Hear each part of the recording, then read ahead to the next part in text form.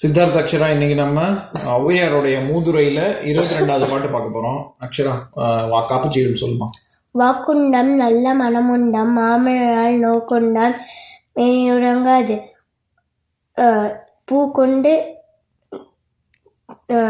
துப்பாத்தின்மினி தும்பிக்கையான் பாதம் தப்பாமல் சார்றார் தமக்கு.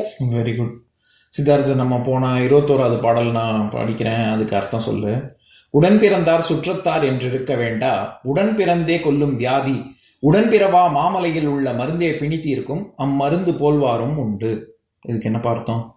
நம்ம கூட பிறந்தவங்க எப்போவுமே நம்மளுக்கு உதவியாக இருக்கணும்னு நம்ம நம்பக்கூடாது. ஏன்னா ராவணனுக்கு அவன் எப்படி அவனை தூண்டி விட்டு அதனால தான் அவன் இறந்து போனானோ, அது வரைக்கும் அவன் நல்லவனாக தானே இருந்தான். அந்த மாதிரி இறந்து போனானோ அவங்க அந்த மாதிரி பண்ணலாம், அதனால் நம்பக்கூடாது. ஆனால் ஒரு யாரோ ஒருத்தங்க கூட உங்களுக்கு உதவி செய்ய, ஏன்னா ஹனுமான் ஒரு எங்கேயோ இருந்த மலையை தூக்கி லக்ஷ்மணனுக்கு உதவி செஞ்ச மாதிரி. லக்ஷ்மணனுக்கு சரியா அதான் சொன்னேன், லக்ஷ்மணன் தான் சொன்னியா? சரி, ஓகே. லக்ஷ்மணனுக்கு இந்த துரோணகிரி பர்வதம், அதுக்கு பேர் அது சஞ்சீவனி மலை. அது சஞ்சீவனி மூலிகை இருக்கிறதுனால அந்த துரோணகிரி பர்வதத்தை நம்ம சஞ்சீவனி மலை அப்படின்னு சொல்கிறோம். அந்த மலை எப்படி எங்கேருந்தோ இருந்து லக்ஷ்மணனோட மயக்கத்தை தெளிவுபடுத்துச்சோ, மற்ற வானரங்களெல்லாம் லக்ஷ்மணனை மட்டும் மயக்கம் தெளிய வைக்கல, மொத்த வானர படையவே அந்த மூலிகையை வச்சு குணப்படுத்தினாங்க. அப்படி உதவியாக இருந்ததோ அந்த மாதிரி உனக்கு சம்மந்தமே இல்லாதவங்களும் கூட கூட பிறந்திருக்கணும்னு அவசியம் இல்லை, அவங்க கூட உனக்கு உதவியாக இருக்கலாம், ஆதரவாக இருக்கலாம். சரி, இப்போ 22வது பாடல் பார்க்கலாம். முதல்ல பாட்டை படிக்கிறேன், அப்புறம் பொருள் சொல்கிறேன்.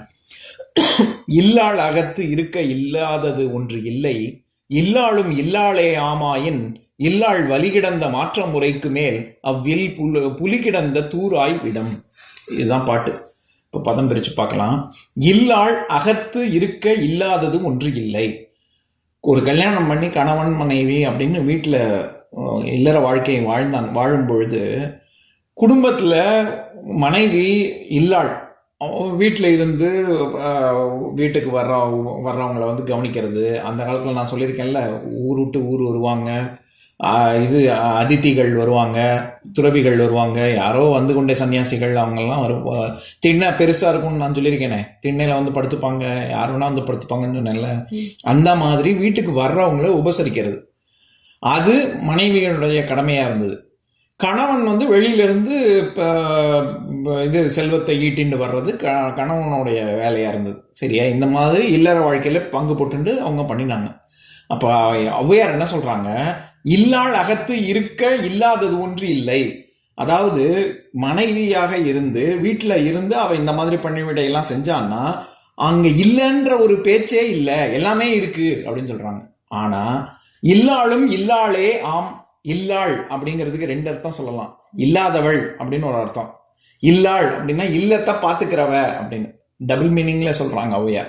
இல்லாளும் இல்லாளே ஆமாயின் அப்படின்னா வீட்டில் மனைவியா இருக்க அந்த குடும்பத்தை பார்த்துக்க வேண்டியவ வீட்டில் இல்லாம இருந்தா என்னவாகுமா? அதுக்கு எதோட ஒப்பிட்டு சொல்றாங்கன்னா, வலிகிடந்த மாற்றம் முறைக்கு. மாற்றம்னா வார்த்தைன்னு சொல்லுன்னு ஒரு அர்த்தம் இருக்கு. சரியா? வலி கிடந்த மாற்றம் உரைக்கு மேல் அப்படின்னா மனைவி எல்லாரையும் குடும்பத்தில் இருக்கிறவங்க எல்லாம் கண்ணா பின்னான்னு பேச. வலி கிடந்த மாற்றம் அப்படின்னா கண்ணா பின்னான்னு திட்டுறது, மட்டு மரியாதை இல்லாமல் பேசுறது, யார் வந்தாலும் எரிஞ்சு விழுறது, வீட்டுக்கு யாராவது வந்தாங்கன்னா கண்ணா பின்னான்னு பேசுறது, கணவனை திட்டுறது, இந்த மாதிரிலாம் இருந்தான்னா வலி கிடந்த மாற்றம் உரைக்கு மேல் அது எப்படி இருக்குமா? அவ்வில் அந்த இல்லுன்னா இல்லம், நம்ம வீடு, அந்த வீடு புலி கிடந்த தூராய் விடும். தூருன்னா புஷஸ்ன்னு அர்த்தம். ஒரு புதர் இருக்குல்ல, தூருன்னா செடி தானே. புஷ் ஆமா, செடி தான். ஒரு புதர்ல செடி எல்லாம் இருக்குன்னு வச்சுக்கோ, அதுக்கு பேர் தூர். அந்த தூர்ல ஒரு புலி பதுங்கி ஒளிஞ்சுட்டு இருந்தா எப்படி இருக்கும்? தாக்கிறதுக்கு தயாரா, யாராவது அந்த பக்கம் போனா கடிச்சு சாப்பிட்றதுக்கு தயாரா புலி அந்த பக்கம் பதுங்கி இருந்தா எப்படி இருக்கும்? அந்த புதர் கிட்டக்கு யாராவது போவாங்களா? யாருமே போக மாட்டாங்கல்ல. ஐயோ, அந்த பக்கம் புலி நடமாட்டம் இருக்கு, நம்ம போகக்கூடாது அப்படின்னு இருப்பாங்கல்ல. அப்ப என்ன இருக்கும் அவங்க மனசுல? பயம் இருக்கும். பயம் இருக்கும். ஒரு மாதிரி சொல்லு.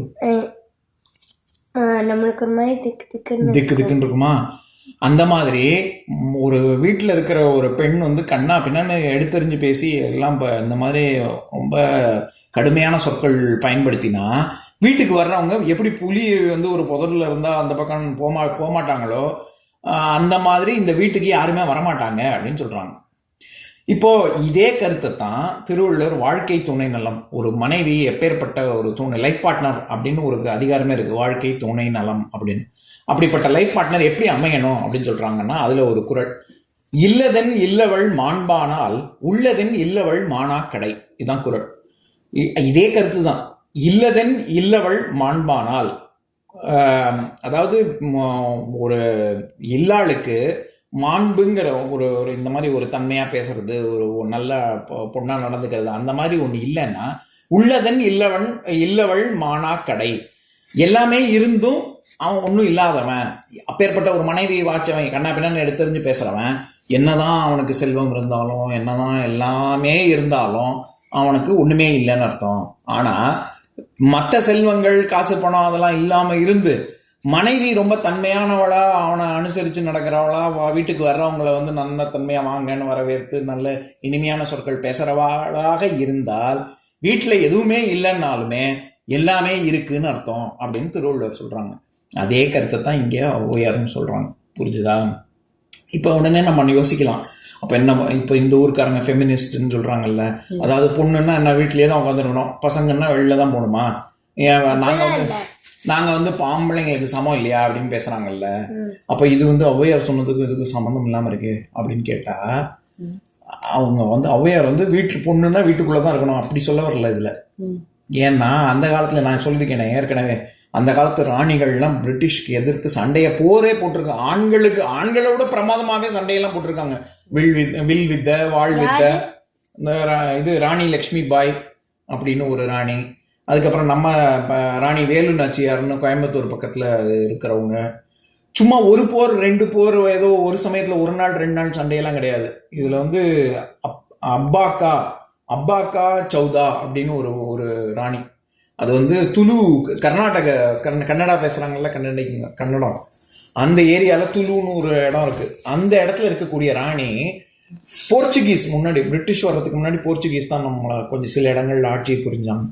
போர்ச்சுகீஸுக்கு எதிர்த்து 40 வருஷம் சண்டை போட்டிருக்கா. உள்ளே விடலை போர்ச்சுகீஸை 40 வருஷத்துக்கு, 1 நாள் 2 நாள் இல்லை. அப்போ ஔவையார் சொன்னது வந்து நீ என்ன வீட்டுக்குள்ளேயே தான் இருக்கணும் அப்படின்னா, ராஜா நீங்க போய் சண்டை போட்டுவாங்க, நான் வீட்லயே உட்காந்துருக்கேன் ராணி அப்படின்னு சொல்லி இருந்தாளா? இல்ல அவங்கெல்லாம் சண்டை போட்டு ஜெயிச்சிருக்காங்க. 40 வருஷம் போர்ச்சுகீஸ் உள்ள விடல. அப்போ இங்க என்ன, அதுல இருந்து நமக்கு என்ன தெரியுதுன்னா, பிரைமரி ரெஸ்பான்சிபிலிட்டின்னு ஒன்று இருக்கு, சரியா? அது பொதுவாக ஆண்களுக்கு வெளியில போய் இது செல்வம் ஈட்டிட்டு வர்றது, சம்பாதிச்சுட்டு வர்றது, மனைவியை வச்சு காப்பாத்துறது. இது பெண்களுக்கு வீட்டை நல்லபடியா நிர்வகிக்கிறது, இது பிரைமரி ரெஸ்பான்சிபிலிட்டி. அதுக்காக நான் இவங்கன்னா இது மட்டும் தான் பார்க்கணும், ஆம்பளைங்கன்னா அந்த வேலை மட்டும் தான் பார்க்கணும், பொண்ணுங்கன்னா இந்த வேலை மட்டும் தான் பார்க்கணும் அப்படிலாம் கணக்கு கிடையாது. ஏன்னா ரிஷிகளே இருந்திருக்காங்க. ரிஷி மாதிரி அந்த காலத்துல பெண்களும் இருந்திருக்காங்க, வேதம் ஓதியிருக்காங்க, எல்லாமே பண்ணி காயத்ரி மந்திரம்லாம் பெண்கள் சொல்லக்கூடாதுன்னு கிடையவே கிடையாது, சரியா? லோபாமுத்ரான்லாம் ஒரு ரிஷி இருந்திருக்கா. அந்த இது அவங்க பேர் என்ன, அகத்தியரோட மனைவி, அந்த மாதிரிலாம் இருந்திருக்காங்க. அப்படின்னா அப்போ இவங்க சொல்றபடி பார்த்தா நீ பொண்ணு தானே, நீ எல்லாம் வேதம் படிக்க கூடாது அப்படின்லாம் சொல்லியிருக்காங்களா? அப்படி சொல்லியிருந்தா இந்த மாதிரி ரிஷிகள்லாம் பெரிய பெரிய பெண்ணிலேயே ரிஷிகள்லாம் இருந்திருக்க மாட்டாங்கல்ல.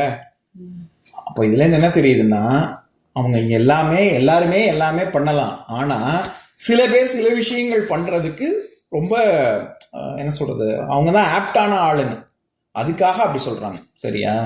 அதனால இவங்க இந்த வேலை வீட்டை மட்டும் தான் பார்த்துக்கணும்னு அர்த்தம் கிடையாது.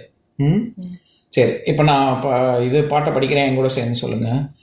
இல்லாள் அகத்து இருக்க இல்லாதது ஒன்று இல்லை, இல்லாளும் இல்லாளேயாம் ஆயின் இல்லாள் வலி கிடந்த மாற்றம் உரைக்கு மேல் அவ்வில் புலி கிடந்த தூராய்விடும். இன்னொரு நாள் இன்னொரு பாட்டு பார்க்கலாம்.